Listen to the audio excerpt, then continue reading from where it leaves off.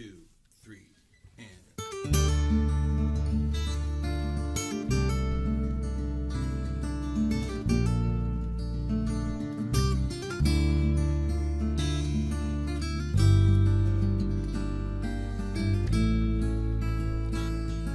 When you talk about the signs in the heavens, you know, you have these specific constellations, right?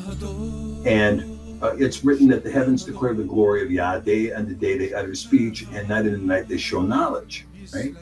And this is very important because they do utter speech and they do show knowledge. And so what you see is that you see that you can look at these constellations and you can see that they are going to tell us so much of the entire story, right?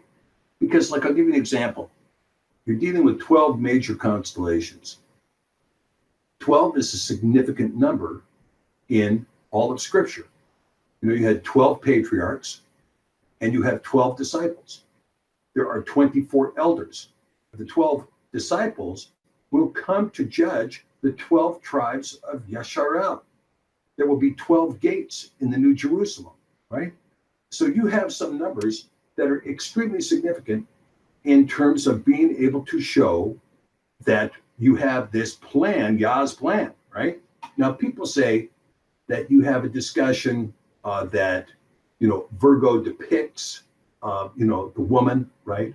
Virgo depicts the virgin that shall conceive and bear a son.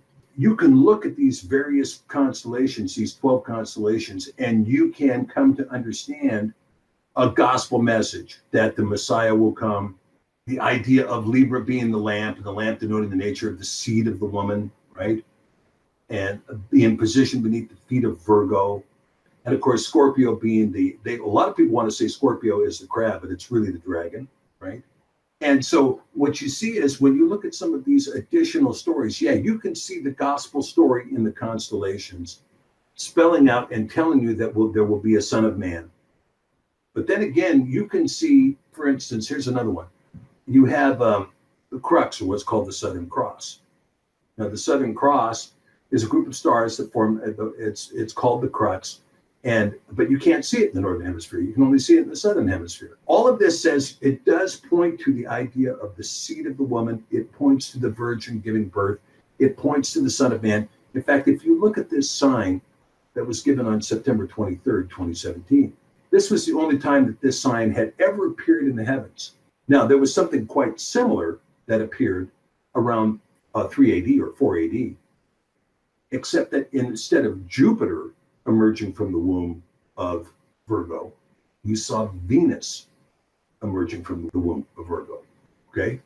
Now, the difference is one is the lamb, the other is the lion. You know, I'd like to be able to give you the whole story about how these constellations give you the entirety of the gospel message. You can find it, but I would encourage you, if you're going to look to this gospel message in the signs in the heavens, you need to be careful. You don't want to cross the threshold back into a zodiac understanding, because the zodiac understanding will lead you away from the gospel message.